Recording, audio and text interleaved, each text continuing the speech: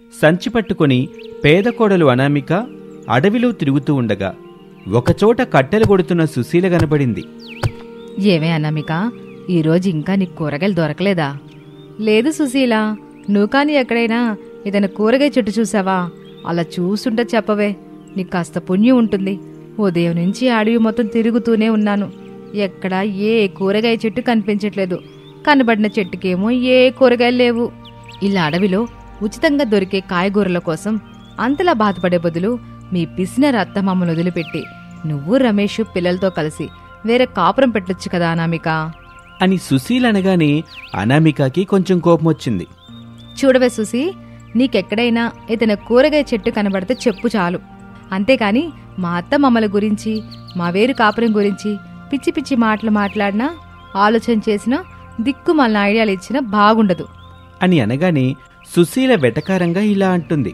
అబ్బో, పిసినారు అత్తమామలు ఎంతలా బాధ పెడుతుంటే ఎట్లాంటి కోపం రావడం లేదు గాని నేను వేరే కాపురం అన్నందుకు మాత్రం ఎక్కలేని కోపం వచ్చింది ఈ పేద కొళ్ళ అనామికకి. మరొక మాట మాట్లాడితే బాగుండే సుశీల. మీరందరూ ఎలా ఉంటే నాకెందుకు వచ్చిన తలనొప్పి? నేను మాత్రం ఎక్కడ ఎలాంటి కూరగాయల చెట్టు చూడలేదు, నాకు ఏ కూరగాయలు కనిపించలేదు. ఇంతవరకు బాగుంది సుశీ. నా అత్త మామూలు పిసినారి వాళ్ళు కావచ్చు, వాళ్ళని వదిలిపెట్టి వేరే కాపురం పెట్టమని ఎవరైనా సలహా ఇస్తారా? అందరం కలిసిమెలిసి ఉండాలని చెప్తారు కానీ ఏదో మన మధ్య ఉన్న చనువుతో అలా అన్నాననామిక. నువ్వే చెప్పు, మీకేం తక్కువ? 3 పాలిచ్చే ఆవులున్నాయి, పాలు అమ్ముతున్నారు, బోలెడ్ డబ్బులు వస్తున్నాయి. ఆవుల పేడ అమ్ముతున్నారు, అక్కడ కూడా డబ్బులు వస్తున్నాయి కదా అని సుశీల చెప్తూ ఉంటే అనామిక వింటూ ఉంటుంది. ధాన్యం పండించి మార్కెట్లో మంచి ధరకే అమ్ముతున్నారు, ఆ డబ్బులు కూడా వస్తున్నాయి. ఇంత డబ్బు వస్తుంది కదా, నువ్విలా ఖర్చులేని కూరగాయల కోసం ఉదయం నుంచి అడవి మొత్తం తిరగడం అవసరమా చెప్పు? అవసరమే సుశీల. ఊరి వాళ్ళ దృష్టిలో మా అత్తమామలు పిసినారి వాళ్ళు కావచ్చు, వాళ్ళు ఎందుకు అలా ఉంటున్నారో నాకు మాత్రమే తెలుసు. ఇంటి కోసం అంటావు అంతే కదా? ఓహో, నీకు కూడా అర్థమైందా? మరి అన్నీ తెలిసి కూడా ఎందుకే అలా అన్నావు? ఒకేసారి ఇంటిని బాగా కట్టాలని అత్తమామలు అనుకుంటున్నారు. సరేలే, వచ్చేది వర్షాకాలం, ఆ కట్టేదేదో ఇప్పుడు మొదలు పెట్టమని చెప్పు. అవును సుశీల, నువ్వు చెప్పేది నిజమే అని చెప్పి అనామిక అక్కడి నుంచి కూరగాయల చెట్ల కోసం వెతుకుతూ అలా ముందుకు వెళ్తూ ఉంటుంది. పాలిచ్చే 3 ఆవులు పచ్చని పొలంలో మేతమేస్తూ ఉండగా వాటికి కొద్ది దూరంలో అనామిక భర్త రమేష్ కర్ర పట్టుకుని ఆందోళనగా నిలబడి ఉంటాడు. కూరగాయల కోసం వెళ్ళిన అనామిక ఇంకా రాలేదు.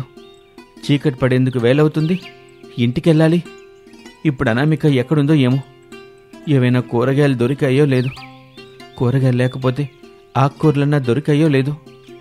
దొరికితే అమ్మ వేసే అక్షింతల్నుంచి తప్పించుకుంటుంది, లేదంటే పాపం తిట్లు, చిరాకులు, పరాకులు తప్పవు అని అనుకుంటూ ఉండగా నిరాశ ముఖంతో అనామిక రమేష్ దగ్గరికి వచ్చింది.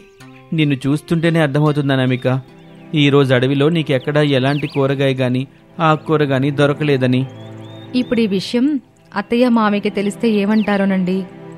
ఏముంది, కోపం వచ్చి తిడతారు, ఆవేశం వస్తే అరుస్తారు, కూర లేకుండా అన్నం పెడతారు, కాదని బతిమిలాడితే కారప్పొడి ఉప్పు ఇస్తారు, అదే తినమంటారు. ఏంటండి రోజు మనకి బాధ?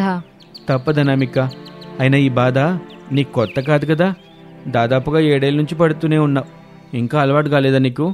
మీతో మాట్లాడుకుంటూ ఉంటే చీకటి పడుతుంది, పదండి, నేను ఇంటికి వెళ్ళి వంట చేయాలి.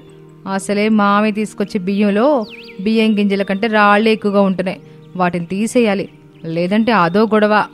నువ్వెళ్ళానమిక, నేను పూర్తిగా చీకటి పడ్డాక ఆవుల్ని తీసుకొని ఇంటికి వస్తాను, అప్పుడు నాన్నకి సంతోషంగా ఉంటుంది, లేదంటే తెలుసు కదా. అవునండి, పూర్తిగా చీకటి పడిన తర్వాతే రండి, నేను వెళ్తున్నాను అని అనామిక అక్కడి నుంచి వెళ్ళిపోతుంది. రమేష్ మేతమేస్తున్న ఆవులతో, ఇక్కడే బాగా మేయండి, ఇంటికి వెళ్ళిన తర్వాత మీకేమేత ఉండదు అని చెప్తాడు. అది విని ఆవులు పచ్చగడ్డిని తింటూ ఉంటాయి. అనామిక ఖాళీ సంచితో ఇంటికి వచ్చింది. అత్తమామలు శారదా ప్రసాదులు అరుగు మీద కూర్చుని ఉన్నారు. ఖాళీ సంచిని చూసిన శారద, కోళ్ళ, ఈరోజు అడవిలో కూరగాయలు గాని ఆకుకూరలు గాని దొరకలేదా? లేదత్తయ్య, దొరకలేదు. అవి దొరకలేదా లేదా నువ్వు దొరకలేదా? మీరు నమ్మినా నమ్మకపోయినా నేను అడవి మొత్తం కూరగాయల కోసం ఆకుకూరల కోసం తిరిగానత్తయ్య, కానీ ఎక్కడా లేవు. అయితే ఈరోజు కారం మెతుకులే. కనీసం పిల్లల కోసమైనా ఏదైనా కూర చేస్తానత్తయ్య, డబ్బులు ఇవ్వండి.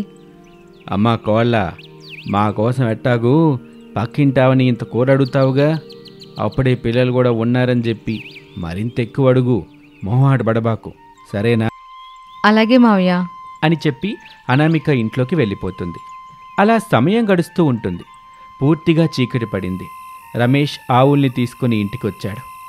అనామిక పాలు పితికి ఒక పెద్ద పాల డబ్బాలో పోసింది. రమేష్ ఆ డబ్బాని తోపుడు బండి మీద పెట్టుకుని ఇంటి నుంచి వెళ్ళిపోయాడు.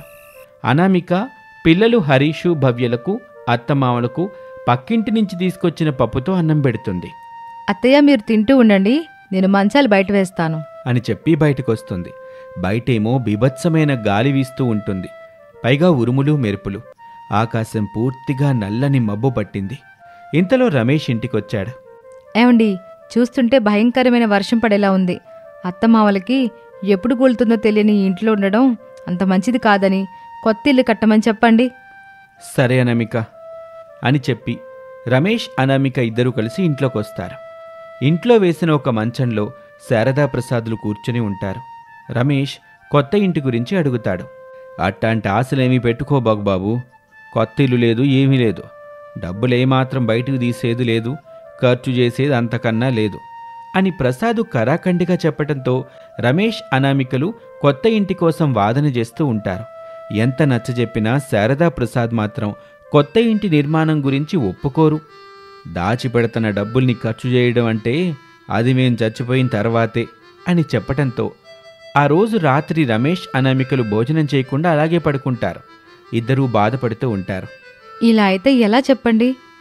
మనం మరో మాట మాట్లాడకుండా, నాన్న అంత మాట అన్నాడు కదా అనామిక, ఇంక నేనేం చేస్తాను అని చెప్పాక అనామిక కూడా ఏమీ మాట్లాడకుండా పడుకుంటుంది. మరుసటి రోజు నుంచి సంచితో పాటు తట్ట పట్టుకుని అడవికి వెళ్ళేది. కూరగాయలు కనబడితే సంచిలో వేసుకునేది, పేడ కనబడితే తట్టలో వేసుకునేది. అలా రోజులు గడుస్తూ ఉంటాయి. ఇంట్లో ఎవరికీ తెలియకుండా అనామిక పేడతో ఒక పేడ ఇల్లు కడుతూ ఉంటుంది. ఆ ఇంటిని చూసి, డబ్బులు ఖర్చు చేయకుండా ఇంతకంటే ఇల్లు కట్టడం నా వల్ల కాదు. అసలే ఎప్పుడు వర్షం పడేదో తెలీదు, ఆ ఇల్లు ఎప్పుడు కూలిపోతుందో తెలీదు. అత్తమావలకి ఆ ఇంటి గురించి, ఆ ఇంటి పరిస్థితి గురించి ఎంత చెప్పినా అర్థం చేసుకునే పరిస్థితిలో లేరు. ఏదైతే అది అవుతుంది. ఆవు పేడతో ఇల్లు కట్టాను, ఆ ఇల్లు కూలిపోతే ఇంట్లోకి వచ్చేయచ్చు అని అనుకొని పాత ఇంటికి వెళ్తుంది. అక్కడ అందరికీ వంట చేసి పెడుతుంది. అందరూ తిని హాయిగా పడుకుంటారు. ఒక అర్ధరాత్రి వేళ వర్షం పడ్డం మొదలవుతుంది. ప్రసాదు, శారదలు ఉంటున్న పాత ఇల్లు అక్కడికక్కడే మొత్తం కూలిపోతుంది. ఇంట్లో వాళ్ళందరూ అరుస్తారు. గాయాలతో, ప్రాణాలతో అందరూ బయటపడతారు. అప్పుడు ప్రసాద్ డబ్బుల పెట్టెను పట్టుకునే ఉంటాడు. వర్షంలో తడుస్తూ పిల్లలు, అమ్మా నొప్పిలేస్తుందమ్మా.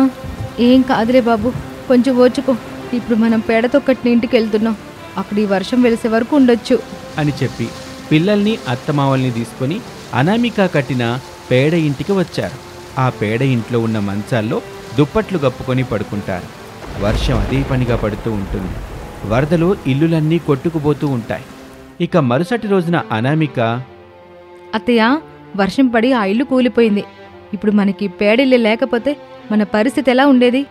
గాయాలతో మీరు, మావయ్య, పిల్లలు అంతా ఎక్కడుండేవాళ్ళం అత్తయ్య? ఆలోచించండి ఒకసారి అని చెప్పగానే శారదా ప్రసాదులు ఆలోచించటం మొదలుపెట్టారు. యావయ్యా, మనం పోయేటప్పుడు ఏ డబ్బుని మన వెంట తీసుకెళ్లేది లేదు కదా? అవును శారదా, అందుకే నేను ఓ నిర్ణయానికి వచ్చాను. పిసినారితనంతో ఇన్నాళ్ళు సంపాదించిన డబ్బుతో ఓ పెద్ద ఇల్లు కట్టిస్తాను. కనీసం మన తరువాతైనా మన పిల్లలు, ఆలపిల్లలు సంతోషంగా ఉంటారు. ఇకనైనా మనం మారకపోతే బాగోదు. ఇన్నాళ్ళు సంపాదించిన డబ్బుతో ఓ పెద్దింటిని కట్టడం మొదలు పెడదాం అని ఆ రోజున డబ్బుల పెట్టెని తీసుకొచ్చి కొడుకు, కోడలి చేతిలో పెడతాడు ప్రసాద్. రమేష్, అనామిక ఇద్దరూ సంతోషిస్తారు. ఇక మీదట కొత్త ఇంట్లో ఉండొచ్చని ఆనందపడతారు. జ్వరంతో పడుకున్న పేద కోడలు అనామిక దగ్గరికి అత్తగారు శారద ఆవేశంగా సెల్ ఫోన్ పట్టుకొని వచ్చింది. కోళ్ళ, నీకు నీ ఫోన్కి నీ అప్పడాలకి దండం పెడుతున్నాను అని చెప్పగానే అనామిక నీరసంగా ఇలా అంటుంది. ఏమైందత్తయ్య? అప్పడాల కోసం వస్తున్న ఫోన్స్ మాట్లాడడం నా వల్ల కాదు కోడలా. నువ్వే మాట్లాడుకో. ఏ మాత్రం తీరిక లేకుండా ఫోన్ మోగుతూనే ఉంది. అప్పడాలు కావాలని ఫోన్ చేస్తున్న వాళ్ళకే సమాధానం చెప్పలేక నోరు నొప్పులేస్తుంది. చెవుల్లో నుంచి రక్తం వస్తుంది కూడా అని అత్తగారు చెప్తూ ఉంటే ఒక వాటర్ గ్లాస్ తీసుకొని అక్కడికి రమేష్ వచ్చాడు. నేను ముందే చెప్పాను, అప్పడాలకి అనామిక చాలా ఫేమస్ అమ్మా. జ్వరం కారణంగా అప్పడాలు అమ్మటానికి పోవటం లేదు. ఫోన్ కాల్స్ చాలా వస్తాయి, నువ్వు మాట్లాడలేవు, వాళ్ళకి సమాధానం చెప్పలేవు అని నేను చెప్తే నువ్వు వినలేదు. ఇప్పుడు చూడు ఏమైందో. చెవుల్లో నుంచి రక్తం వచ్చింది. సమాధానం చెప్పలేక నోరు నొప్పి వస్తుంది.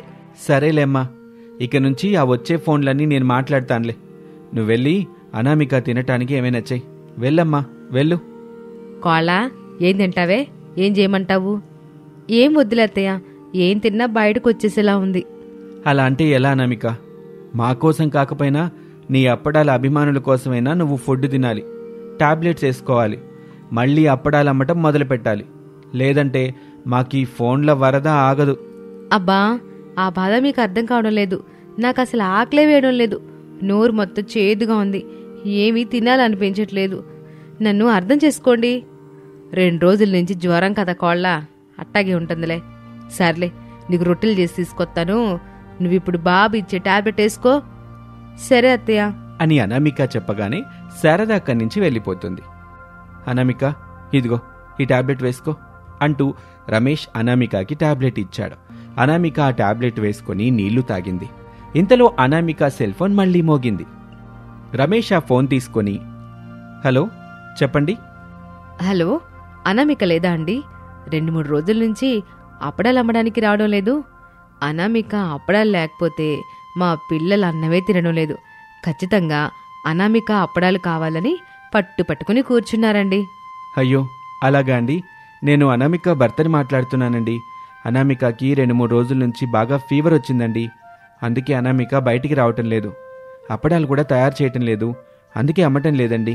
అయ్యో, ఇప్పుడెలా ఉందండి అనామికకి? ఇప్పుడు కొంచెం బెటర్ అండి. టాబ్లెట్స్ కోసం లేపాను, టాబ్లెట్స్ వేసుకుంటుంది. ఒకసారి అనామికకి ఫోన్ ఇస్తారా? ఒక్క నిమిషం ఇస్తానుండండి అని చెప్పి రమేష్ ఆ ఫోన్ అనామికకిచ్చాడు. నీరసంగానే అనామిక మాట్లాడుతుంది. అనామిక, నేను కావేరక్కని మాట్లాడుతున్నాను. కావేరక్క, పిల్లలు బాగున్నారా? జ్వరం వచ్చిందట కదా, మరి ఇప్పుడెలా ఉంది? ఇప్పుడు కొంచెం తగ్గిందక్క, పర్వాలేదు. ఇంట్లో చేసిన అప్పడాలు ఏవైనా ఉంటే మీ వారితో పంపించనామిక. ఇంట్లో పిల్లలు అనామిక ఆంటీ అప్పడాలుంటేనే అన్నం తింటామని అంటున్నారు. అయ్యో అక్క, జ్వరం వచ్చి పడుకుని పోయాను. ఈరోజే కళ్ళు తెరిచాను. రేపు ఏదోకలాగా అప్పడాలు చేసి ఆయనతో పంపిస్తాను. ఈ పూట పిల్లలకి ఏదో ఒకటి చెప్పి తినిపించేయండి. సర్లే అనామిక, హెల్త్ జాగ్రత్త. ఉంటానక్క అని అనామిక ఫోన్ని రమేష్కి ఇచ్చేస్తుంది. అనామిక, టాబ్లెట్ వేసుకున్నావు కదా, కాసేపు పడుకో, నేను పొలం దగ్గరికి వెళ్ళొస్తాను. సరేనండి, ఆవుల్ని జాగ్రత్తగా కట్టేయండి. నేను చూసుకుంటాను అనామిక, ఆ టెన్షన్ అంతా నీకెందుకు అని చెప్పి రమేష్ ఫోన్ తీసుకొని వెళ్ళిపోతాడు. ఇక వంటగదిలో ఉన్న శారద, అప్పడాలు చేసి అమ్ముతా కోళ్ళ అనామిక అప్పడాలు అనామికగా మంచి పేరే తెచ్చుకుంది. నేను ఉన్నాను, ఏమి లాభం? నాకు శారద అనే పేరు తప్ప వెనక ముందు ఎట్టాంటి బిరుదులు లేవు, ఏ అభిమానులు లేరు అని అనుకుంటూ రొట్టెలు చేస్తూ ఉంటుంది. రొట్టెలు చేయడం అయిపోయింది. అందరు ఫోన్లు చేసి అప్పడాలు కావాలని గోల్ చేస్తున్నారు కదా, నేను కూడా కొన్ని అప్పడాలు చేసి అమ్ముతాను అని శారద అప్పడాలు తయారు చేసి పొయ్యి మీద ఆయిల్ ఉన్న కడాయి పెడుతుంది. అందులో అప్పడాలు కాలుస్తూ ఉంటుంది. అవి కాస్త నల్లగా మాడిపోతూ ఉంటాయి, పైగా పొగొస్తూ ఉంటుంది. ఆ పొగ నెమ్మదిగా ఇల్లంతా పాకుతూ అనామిక పడుకొని ఉన్న గదిలోకి వస్తుంది. ఆ గది మొత్తం పొగ వ్యాపించేస్తుంది. ఆ పొగ వల్ల నీరసంతో పడుకున్న అనామిక దగ్గుతూ ఉంటుంది. పొగ ఇంటి నుంచి బయటకొస్తుంది. అంతేకాదు, పొగ ఇంటి నుంచి బయటకు కూడా వ్యాపిస్తుంది. పక్కింట్లో ఉండే పార్వతి ఆ పొగను చూసి కంగారు పడిపోతూ గట్టిగా, ఓ అమ్మలక్కలు, ఇటు రండే, శారద ఇల్లు కాలిపోతుంది, రండి. నీళ్లు బట్టి మంటలు నిలిపేద్దాము. ఇంట్లో ఉన్న శారదని అనామికని కాపాడుకుందాం రండి అని గట్టిగా అరుస్తుంది. పార్వతి అరుపులు విని చుట్టుపక్కల వాళ్లు కంగారు పడిపోతారు. శారద ఇంటి దగ్గరికి వస్తారు. ఈ విషయం తెలియక శారద కిచెన్లో అప్పడాల్ని నల్లగా గాల్చుతూనే ఉంటుంది. అందరూ కలిసి పొడవాటి పైపుతో శారద ఇంట్లోకి నీళ్లు పడుతూ ఉంటారు. అతి కష్టం మీద అనామిక బయటకొస్తుంది. నీళ్లతో వాళ్ల ఇల్లంతా తడిసిపోతుంది. పూర్తిగా తడిసిన శారద నెత్తిమీదున్న కప్పతో కలిసి బయటకొస్తుంది. ఇక ఇది చూసి అందరూ ఊపిరి పీల్చుకొని పక్కపక్క నవ్వుతారు. శారద నెత్తిమీద నుంచి కప్ప కిందకు దూకుతుంది. అప్పుడు శారద భయపడుతూ వామ్మో కప్ప అని అక్కడి నుంచి పరుగు పెడుతుంది. మా ఇల్లేవి కాలిపోవడం లేదండి. మా అత్తయ్య పోపేస్తుంటే అది మాడిపోయింది. దారుణంగా పొగ బయటకొచ్చింది. మీరు మా మీద చూపించిన ప్రేమానురాగాలకి చాలా చాలా థ్యాంక్స్. ఇక మీ ఇళ్ళకి వెళ్ళొచ్చు అని చెప్పగానే వచ్చిన వాళ్ళందరూ శారద వేసిన పోపు గురించి మాట్లాడుకుంటూ అక్కడి నుంచి వెళ్ళిపోతారు. ఏమిటత్తయ్య ఇది? నీకు సహాయం చేద్దామని అప్పడాలు నూనెలో వేసి తీసేలోపు నల్లగైపోతున్నాయి. ఎట్ట పొగ ఎట్ట బయటకొచ్చిందే. అయ్యో అత్తయ్య, అప్పడాలు కాల్చడం రాకపోతే ఎలా చెప్పండి అని తిడుతూ ఉంటుంది అనామిక. ఇంతలో చెవులకు పట్టీలు వేసుకున్న కొడుకు రమేష్ని తీసుకుని తండ్రి ప్రసాద్ ఇంటికొచ్చాడు. రమేష్ని అలా చూసేసరికి అత్తాకోడళ్ళిద్దరూ షాక్ అయ్యారు. ఏమైంది మావయ్య? ఏం చెప్పను కోడలా, నీ అప్పడాల కోసం వచ్చే ఫోన్లు మాట్లాడలేక కొడుకు రమేష్ చెవుల్లో నుంచి రక్తం బయటకు వచ్చింది. అందుకే డాక్టర్ గారి దగ్గర తీసుకెళ్తే ఇదిగో ఇట్టా పట్టీలేసి పంపాడు. కొన్నాళ్ళ పాటు ఫోన్కి దూరంగా ఉండమని చెప్పాడు అని చెబుతూ ఉంటే రమేష్ చేతిలో ఉన్న ఫోన్ మళ్లీ మోగుతుంది. అంతే, రమేష్ అదిరిపడి ఫోన్ని విసిరేస్తాడు. అది చూసి అనామిక ఆ ఫోన్ క్యాచ్ పట్టుకుంటుంది. కొడుకుని అలా చూసేసరికి శారద తనలో తాను ఇలా అనుకుంటుంది, నేనుండాల్సిన చోట కొడుకున్నాడు, బతికిపోయాను అని అనుకుని రమేష్ని తీసుకుని లోపలికి వెళ్తుంది. ఇక ఫోన్లో అనామిక మాట్లాడుతూ ఉంటుంది. రేపటి నుంచి అప్పడాలు తీసుకొస్తానండి అని చెప్పి అనామిక కూడా ఇంట్లోకి వెళ్తుంది. ఇక మరుసటి రోజు నుంచి అనామిక అప్పడాల బుట్టని నెత్తిన పెట్టుకుని ఊరంతా తిరుగుతూ అప్పడాలు అమ్ముతూ ఉంటుంది. తిరిగి అనామిక అప్పడాలు అమ్మటం మొదలు పెట్టడంతో చాలామంది సంతోషపడుతూ అనామిక దగ్గర అప్పడాలు కొంటూ ఉంటారు. అలా తీసుకువెళ్లిన అప్పడాలు పూర్తిగా అమ్ముడిపోతాయి. అనామిక అప్పడాలమ్మగా వచ్చిన డబ్బులతో సంతోషంగా తిరిగి ఇంటికొచ్చింది. అత్తయ్య, సాయంత్రం 4 గంటలకు సిద్ధంగా ఉండండి. బజార్లో మసాలా అప్పడాలు అమ్మడానికి కోళ్ళ.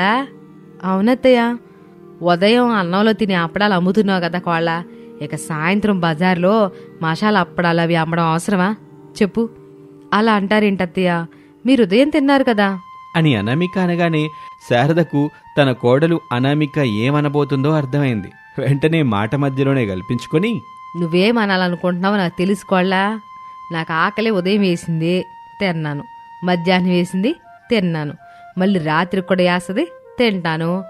అయితే నీతో సాయంత్రం ఆ మసాలా అప్పడాలు నమ్మడానికి రావాలా కోళ్ళ? రావాలా వద్దనేది మావయ్య వచ్చాక చెబుతానత్తయ్య. అప్పడాలు గొడవ మీ మావయ్య దగ్గర ఎందుకు లేకోళ్ళ, నేను వస్తానులే. అందుకే అత్తయ్య, మనం సాయంత్రం 4 గంటలకి వెళ్ళి మసాలా అప్పడాలని అమ్ముకుందాం, సరేనా అత్తయ్య?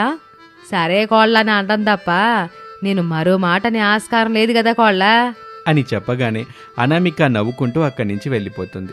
కొంత సమయం గడిచిన తర్వాత బజార్లో ఒక చోట అత్తాకోడళ్ళు పొయ్యి పెట్టుకుని మసాలా అప్పడాలు తయారు చేస్తూ వాటిని అమ్ముతూ ఉంటారు. రండి బాబు రండి, వేడివేడి మసాలా అప్పడాలు రెడీగా ఉన్నాయి. ఒక్కొక్కటి 10 రూపాయలు. భలే రుచిగా ఉంటాయి, చాలా బాగుంటాయి. ఒకటి తిన్నారంటే మరొకటి మీరే కొనుక్కుంటారు, అంతలా ఉంటాయి మన దగ్గరి మసాలా అప్పడాలు అని అనామిక అమ్ముతూ ఆ మసాలా అప్పడాల కోసం వచ్చిన వాళ్ళ దగ్గర డబ్బులు తీసుకుంటూ వాళ్ళకి మసాలా అప్పడాల్ని పేపర్లో పెట్టి ఇస్తూ ఉంటుంది. అలా పేద కోడలు అనామిక ఉదయం పూట అన్నంలోకి అప్పడాలు అమ్ముతూ, సాయంత్రం పూట మసాలా అప్పడాలు అమ్ముతూ డబ్బులు సంపాదిస్తూ కుటుంబానికి అండగా ఉంటుంది. ఊరి వాళ్ళు అలాంటి కోడలు మనకు ఉంటే బావుండునని మురిసిపోతూ ఉంటారు.